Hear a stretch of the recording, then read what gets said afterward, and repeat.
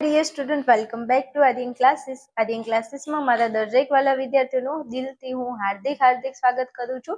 ચલો દરેક મારા વાલા વિદ્યાર્થીઓને જય શ્રી રામ. આજે તમારું તત્વજ્ઞાનનું પેપર સફળતાપૂર્વક પૂરું થઈ ગયું છે અને હવે આપણે જોરશોરથી મંડી પડવાનું છે મનોવિજ્ઞાન વિષયની અંદર.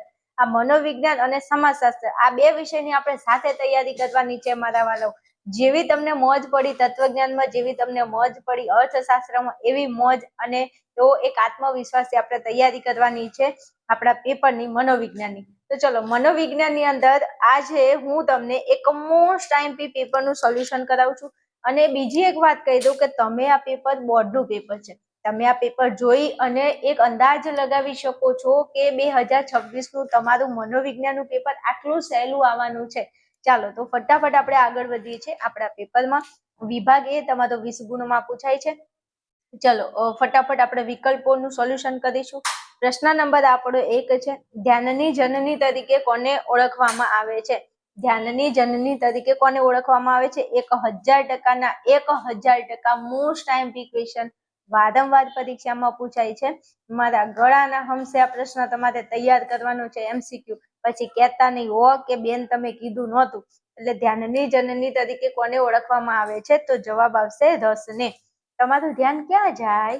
તો તમારો જ્યાં ઇન્ટરેસ્ટ હોય, રસ હોય, તમને ખાવામાં રસ હોય તો તમારું ધ્યાન ખાવામાં જ જાય. તમને કોકને જોવામાં ઇન્ટરેસ્ટ હોય ને તો તમારું ધ્યાન એને જોવામાં જ જાય. કેવું ન પડે કે તું અહીંયા ધ્યાન આપ. ખાલી કેવું ક્યાં પડે? ખાલી ભણવાનું હોય ને ત્યાં તમને કેવું પડે કે સોની મોની અહીંયા ધ્યાન આપને. તમારું ખાલી ભણવામાં જ ધ્યાન નથી હોતું. બાકી બધી જગ્યાએ તમને રસ છે, જ્યાં રસ હોય ત્યાં આપણું ધ્યાન જાય. કોઈને ક્રેટા ગાડી ગમતી હોય તેનું ધ્યાન ક્યાં જાય? ક્રેટા ઉપર જ જવાનું છે. તો તમને જેમાં રસ છે તો રસ એ ધ્યાનની જનની છે. જનની યાદ છે ને? જનની. જનનીની જોડ સખી નહીં જડે રે લોલ, મીઠા મધુની મીઠા મેહુલા રે લોલ, એથી મીઠી તે મોરી માત જો, જનનીની જોડ સખી નહીં જડે રે લોલ. આપણે ભણીને આવ્યા છીએ. આ જનનીનો મસ્ત એક કાવ્ય આવતું હતું, મસ્ત સરસ મજાનું છે. તમને મોજ પડી હોય ને તો લખજો કોમેન્ટમાં બેન મજો પડી ગયો સોંગ સાંભળીને હો. હાલો આગળ વધુ ફટાફટ. પ્રશ્ન નંબર આપણો 2 છે, પ્રત્યક્ષીકરણમાં સંગઠનના નિયમો આપનારા મનોવૈજ્ઞાનિકો કયા કયા છે? પ્રશ્ન સારો છે અને પૂછાય એવો પ્રશ્ન છે, મોસ્ટ આઈએમપી છે. વર્ધીમર, કોહલર અને કોફકા. જો અહીંયા બધા વૈજ્ઞાનિકો આપેલા છે મનોવૈજ્ઞાનિકો. એમાં તમારે યાદ રાખવાનું છે વર્ધીમર, કોહલર અને કોફકા. મર અને કોફકા યાદ રાખજો. વર્ધીમર, કોહલર, કોફકા આ જે છે એ સંગઠનના નિયમો આપનાર મનોવૈજ્ઞાનિકો છે અને આપણને પ્રશ્ન પૂછાય છે. હાલો આગળ વધુ ફટાફટ. પ્રશ્ન નંબર 3 છે, પ્રયત્ન અને ભૂલ દ્વારા શિક્ષણનો પ્રયોગ કોને કરેલો છે? Most IMP. અમુક પ્રશ્નો તો એવા હશે ને કે મોસ્ટ આઈએમપી મારે કેવું ન પડે હો. તો પ્રયત્ન અને ભૂલ દ્વારા શિક્ષણનો પ્રયોગ કોને કરેલો છે?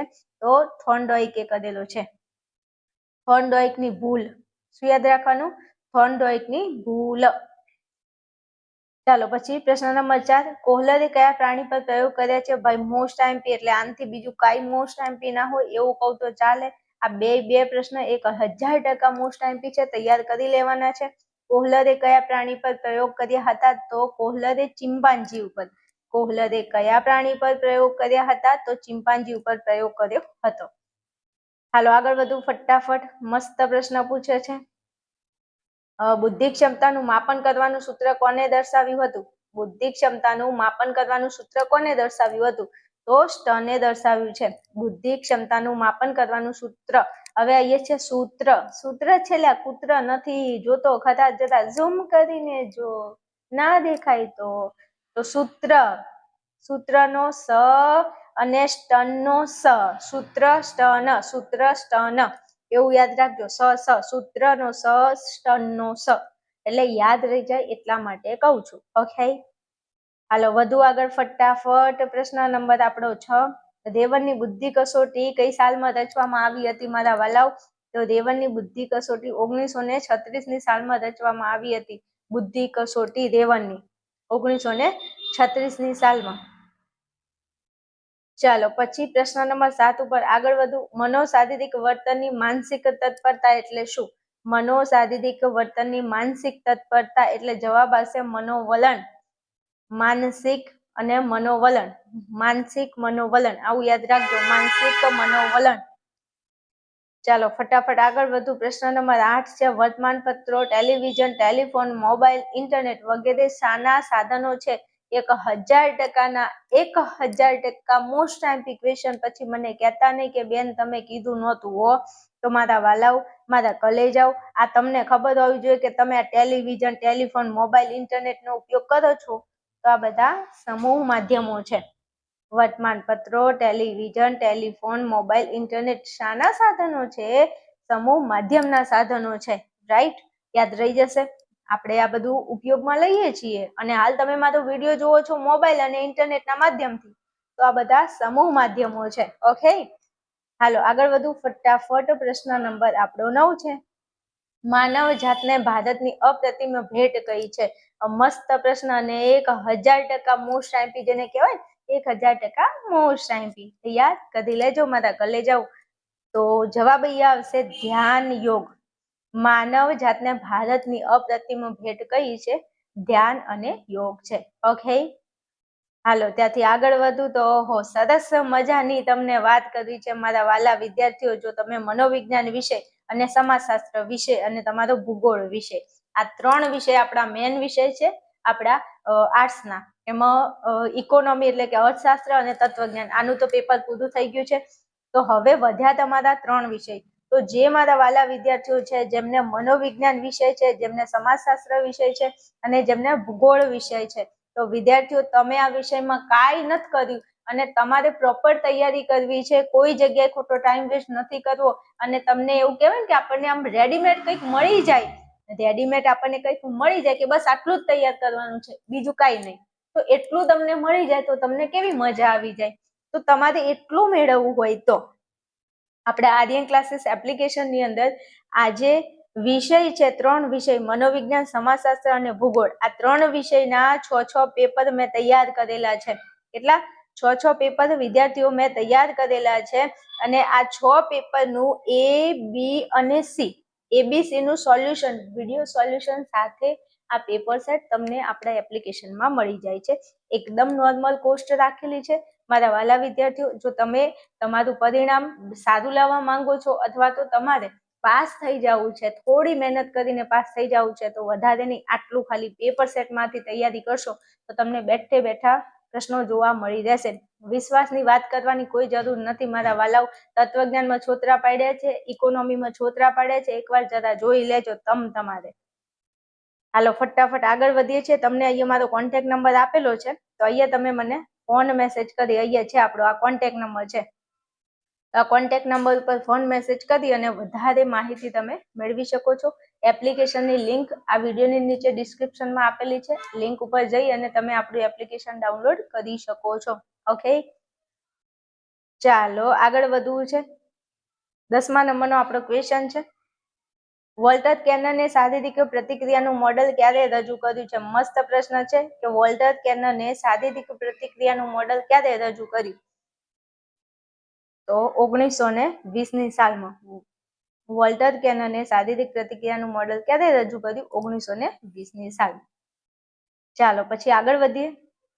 પ્રશ્ન નંબર 11 છે, આંતરરાષ્ટ્રીય સ્તરે માનસિક લક્ષણોનું વર્ગીકરણ કઈ સંસ્થા દ્વારા દર્શાવવામાં આવે છે? શું કીધું છે? આંતરરાષ્ટ્રીય સ્તરે માનસિક લક્ષણોનું વર્ગીકરણ કઈ સંસ્થા દ્વારા દર્શાવવામાં આવે છે? પ્રશ્ન વારંવાર પૂછાય છે, મોસ્ટ ટાઈમ છે. તો જવાબ આપણો આવશે WHO. WHO નામની જે સંસ્થા છે એ માનસિક સ્તરે લક્ષણોનું વર્ગીકરણ કરે છે. ચાલો પછી આગળ વધુ. પ્રશ્ન નંબર 12, કયું ઉપતંત્ર સુખના સિદ્ધાંતને અનુસરે છે? તો ભાઈ નિમ્ન અહમ જે છે એ સુખના સિદ્ધાંતને અનુસરે છે. પ્રશ્ન મોસ્ટ ટાઈમ છે, તૈયાર કરી લેજો. ચાલો પછી આગળ વધુ છું ફટાફટ. અસરકારક સલાહના લક્ષણો નીચેમાંથી કોને દર્શાવેલા છે? અસરકારક સલાહના લક્ષણો ભાઈ કોને દર્શાવેલા છે? તો જવાબ આવશે પેટરસન. સલાહ પેટરસન. સલાહ કોની લેવાની? પેટરસનની. સલાહ પેટરસન. આવી રીતે યાદ રાખજો તો જ મજા આવશે.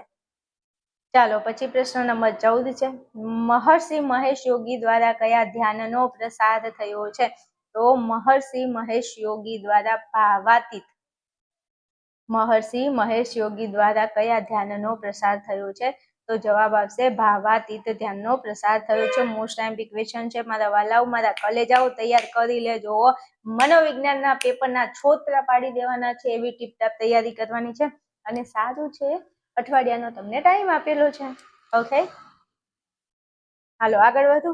ઈધર દેખો, ઈધર ઈધર તો દેખો, જરા ઝૂમ કરીને જોવાનું, ન દેખાય તો. પ્રશ્ન 15 છે, હવાના પ્રદૂષણને લીધે કઈ બીમારીનું પ્રમાણ વધુ જોવા મળે છે? તો ભાઈ હવાના પ્રદૂષણને લીધે કેન્સર બી થાય છે, શ્વસન તંત્રના રોગો બી થાય છે, ચામડીના રોગો બી થાય છે. એટલે જવાબ આવશે આપેલ તમામ. આ ટેક્સ્ટ બુક ની અંદર બેઠે બેઠી લાઈન આપેલી છે હો ભાઈ. હા, અહીંયા કોઈ કોમેન્ટ ના કરતા કે શ્વસન તંત્ર જવાબ આવે, નહીં ભાઈ, આ 3 એ 3 આવશે. A, B અને C આપેલ તમામ ટેક્સ્ટ બુક ની અંદર બેઠે બેઠી લાઈન આપેલી છે, જોઈ લેજો તમારે. હવાના પ્રદૂષણને લીધે કઈ બીમારીનું પ્રમાણ વધુ જોવા મળે છે? કેન્સર, શ્વસન તંત્રના રોગો, ચામડીના રોગો ને ABC તમામ. ઓકે, હાલો આગળ વધુ ફટાફટ. ચલો 16માં, પર્યાવરણની મોટા ભાગની સમસ્યાઓ કેવી છે? તો ભાઈ પર્યાવરણની મોટા ભાગની સમસ્યાઓ કેવી છે? માનવ સર્જિત છે. કેવી છે? માનવ સર્જિત છે.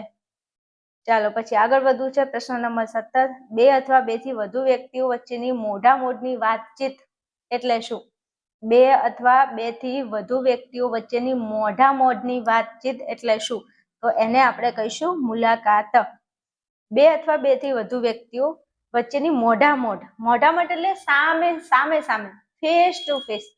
તું મેરે સામને, मैं तेरे सामने, तुझको देखो કે પ્યાર કરું. સોની મોની ભણવાનું કર, પ્યાર નથી કરવાનું, ભણવાનું કર તું સોની મોની. તો જો મોઢામોઢની વાતચીત એટલે ફેસ ટુ ફેસ. તો આપણે એકબીજા જોડે સામે આમને સામને બેસીને વાતચીત કરીએ તો એને શું કહેવાય? મુલાકાત કહેવાય.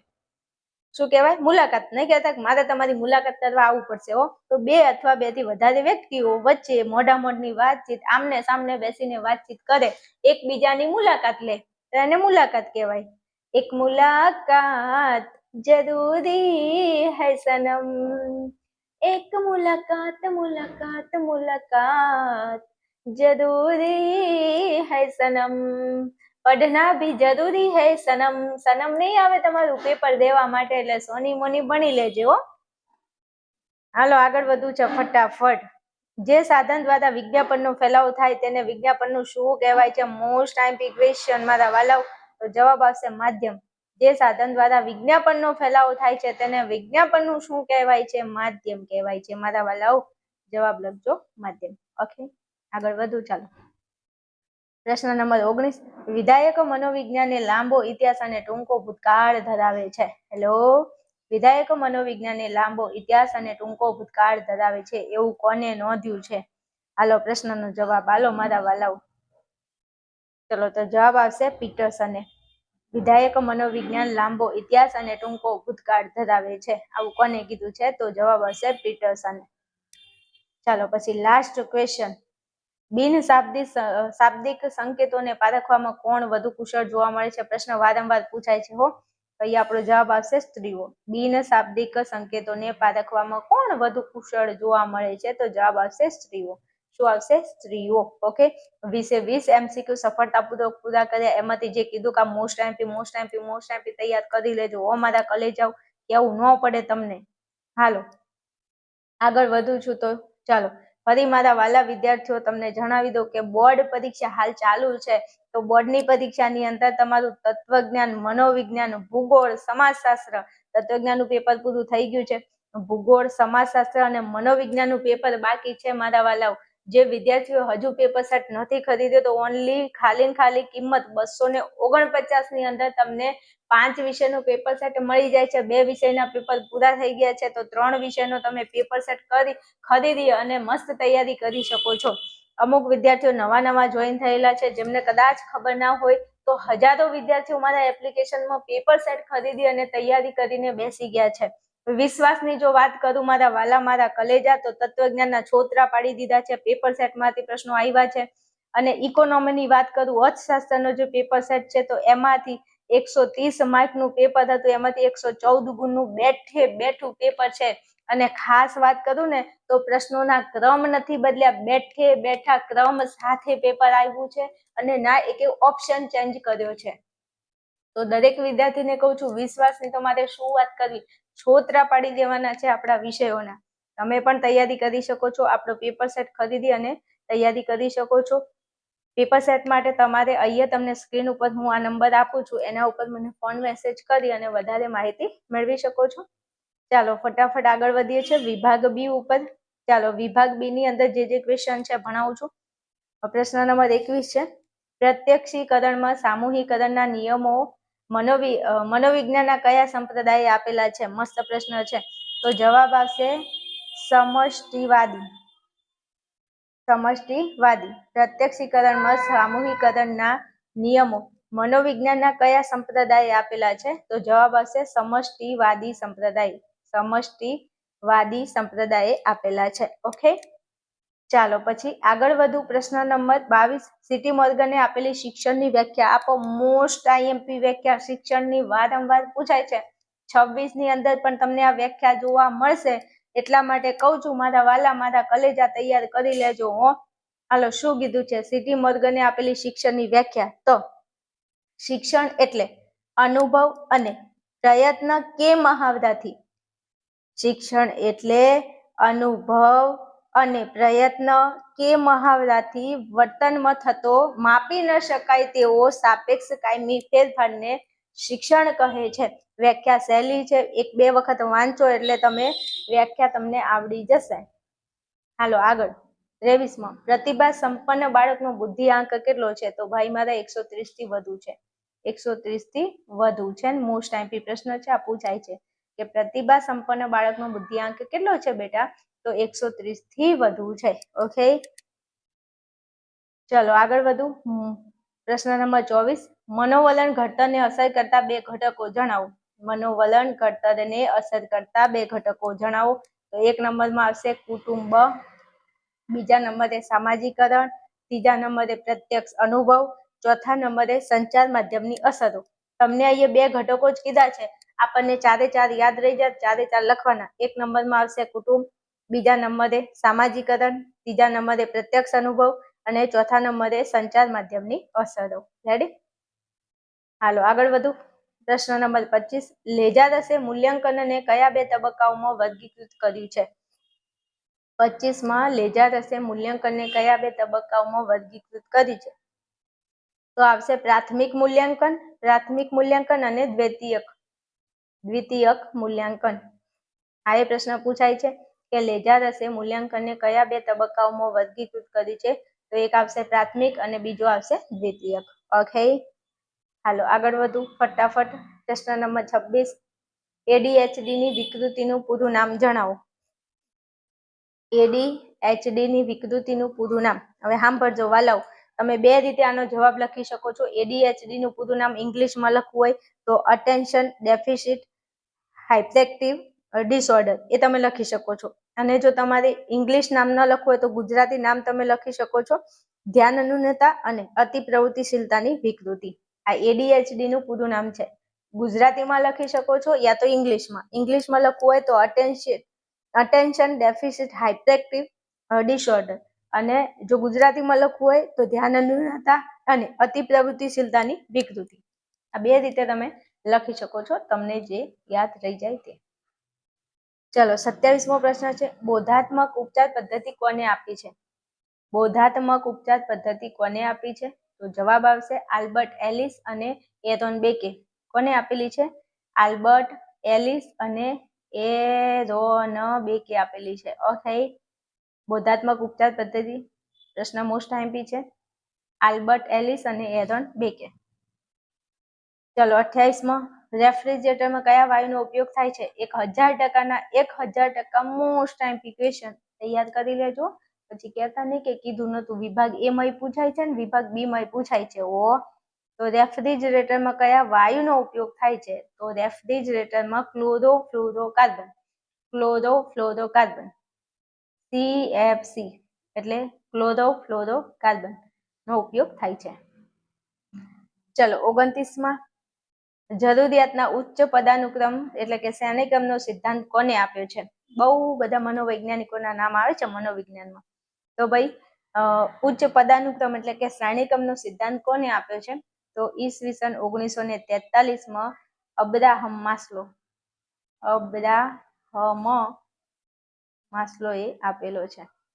મોસ્ટ આઈએમપી ક્વેશ્ચન છે, પૂછાય, ધ્યાનમાં રાખજો કે ઉચ્ચ પદાનુક્રમ શ્રેણીક્રમનો સિદ્ધાંત કોને આપ્યો છે? 1943માં અબ્રાહમ માસ્લોએ આપેલો છે. ચાલો પછી 30 સુખના પ્રકારો જણાવો. તો સુખના ભાઈ બે પ્રકારો છે. સુખના પ્રકારો કેટલા છે? બે પ્રકારો છે. કયા કયા?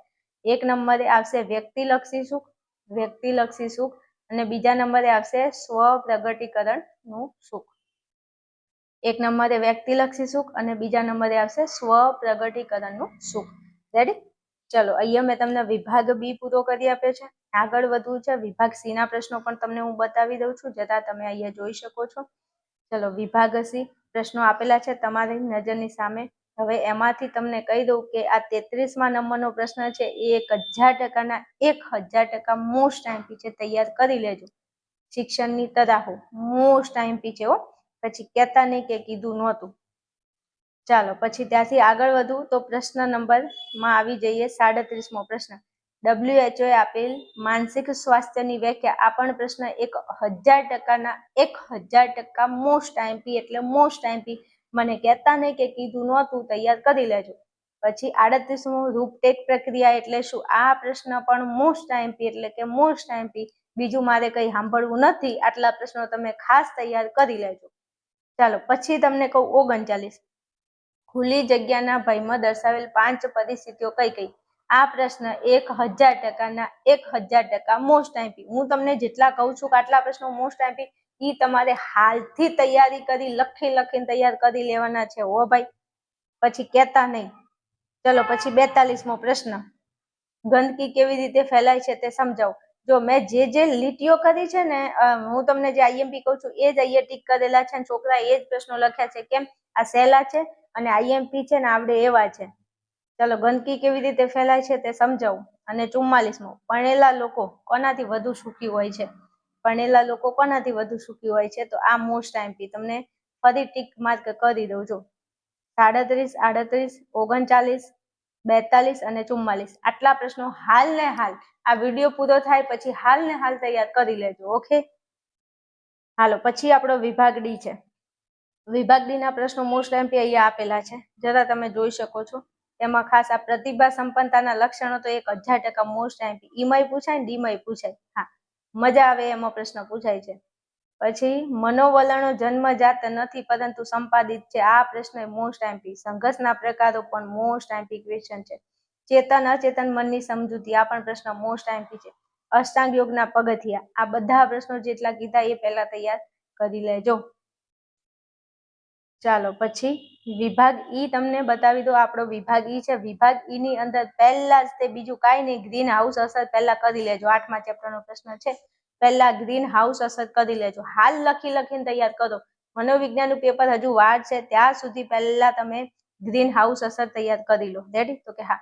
પછી ચેપ્ટર 1 ના ભાઈ 2 પ્રશ્નો છે. ચેપ્ટર 1 માંથી 2 પ્રશ્નો પૂછાય છે, તો ચેપ્ટર 1 ના પ્રશ્નો તૈયાર કરો. પછી ચેપ્ટર 2 ના 2 પ્રશ્નો પૂછાય છે, એ તૈયાર કરો. ચેપ્ટર 2 માંથી 5 પ્રયોગો છે, કરી નાખો તો તમારો બેડો પાર થઈ જાય, એવું કહું તો ચાલે. અને ત્રીજું ચેપ્ટર નહીં કરો તો ચાલશે, કારણ કે પહેલું, બીજું અને 8મું કરો તો ઘણું છે, ઇનફ છે. ઓકે, ચલો અહીંયા આપણો વિભાગ ઈ પણ પૂરો થાય છે. સોલ્યુશન આપ્યું છે, આટલું કરી લેજો, જેટલું કીધું એટલું કરી લેજો. ઓકે, ચલો નેક્સ્ટ વિડીયોમાં મળીશું. ત્યાં સુધી જોતા રહેજો, ભણતા રહેજો અને મોજ કરતા રહેજો.